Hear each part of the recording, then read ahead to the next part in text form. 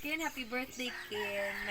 Nalipay ni nga naabot na po. Di ba, libag last year, dili ba ta?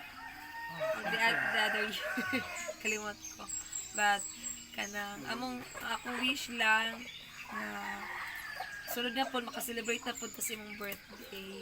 And maayong panglawas, ang ihatag sa Ginoo sa imong house, tibok pilya o blessing mo sa tanang aspeto. Motto. Next. Happy birthday, Ken. Wish na ko. Makauban ang tanamo ng simbahan. Amen. Amen. Makawan nga si nanay, si tatay. Kaya naman ganito lang ginaampo ni nanay nga kuan.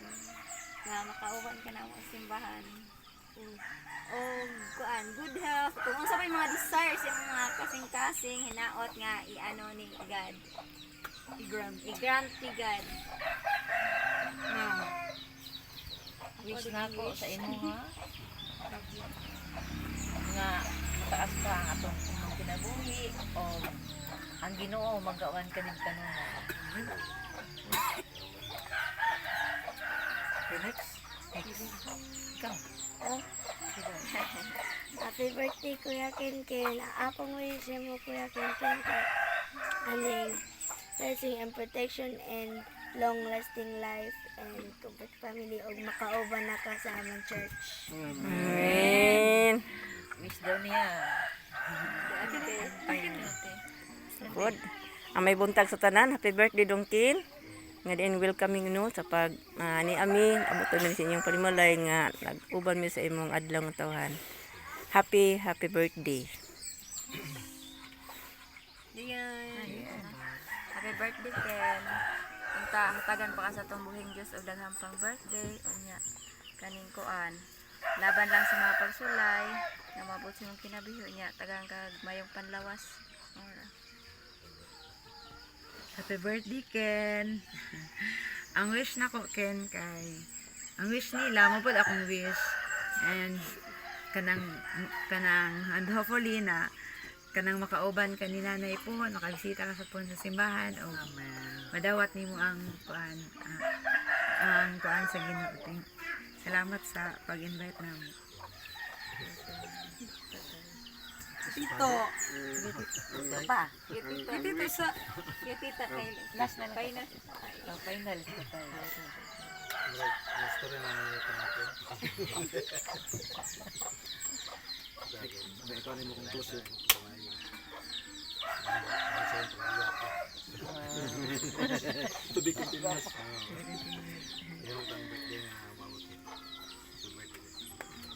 na tayo. Birthday wish ko kay Ken is magkaroon na siya ng gold hair. Then yung tinatahak ng landas sa ngayon magkaroon ng turn around. Babalik siya sa landas na dapat niyang nilalakaran.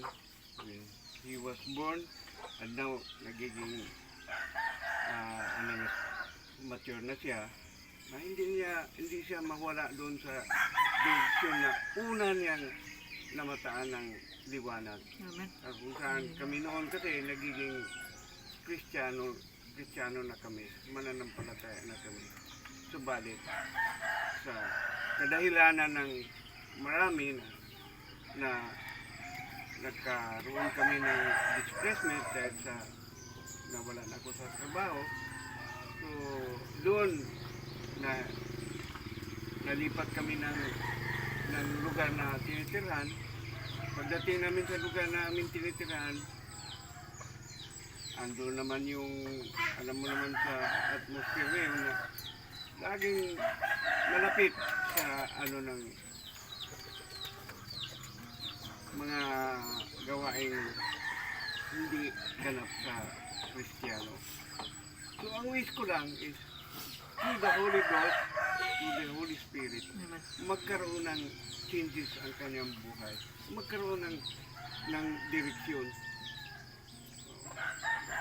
Although makasalanan, God is naghihintay lagi for us na lumapit sa kanya at siya din naman ay nangako na kung sino man ang nagnanais at naghahangad ng pagbabago, welcome na welcome kay Lord na i-accept ka as katulad ng alibughang anak na when he decides na manumbalik sa kanyang pinanggalingan sa kanyang mga magulang. There, na it is an example lang sa buhay ni Cain because we wanted na ang kalagayan ng alibughang anak talagang nagdesisyon siya. Yun ang ano na gusto ko rin na through the Holy Ghost, through the Holy Spirit, mabago ang direksyon sa buhay niya. Yung katulad ng mensahe ng awit na kailangan marunong tayo magpasalamat sa Diyos. Yung ating hininga pala kung hindi nabibili. No? Ang kapayapaan lalo na hindi talaga nabibili sa hardware or sa anuman.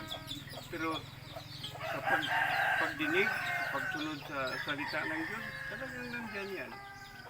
Na magkaroon ng kapayapaan, mahil lahat yung mga problema, magpatawaran, una na higit sa lahat, dahil yun ang susi ng pagbabago sa pamilya. No? So, daghang kayong salamat sa karawan niya. Dalangin ko na magpadayon siya sa kanyang nasimulan sa araw na to because ang araw na to is napakahalaga para sa buhay niya. Ngayon, alam ko naman na ang presensya ng Diyos ay narito ngayon. Nangusap at di na natin nakikita pero naramdaman ko na nandito siya. So, daghang kayong salamat lalo na sa karawan ng kanyang birthday. Ang wishes ko, magkaroon na siya ng bright future starting today. Baguhin siya ng Panginoon ang kanyang mindset, ang kanyang heart, na talagang nandoon ang central power ng bilang human, may pagtitiwala at pagsalig sa atong mahal nga Ginoo. Ganun kahalaga ang araw na to para sa iyo, Ken. Salamat nga sa mensahe nga imong na dinig karon nga si mama nimo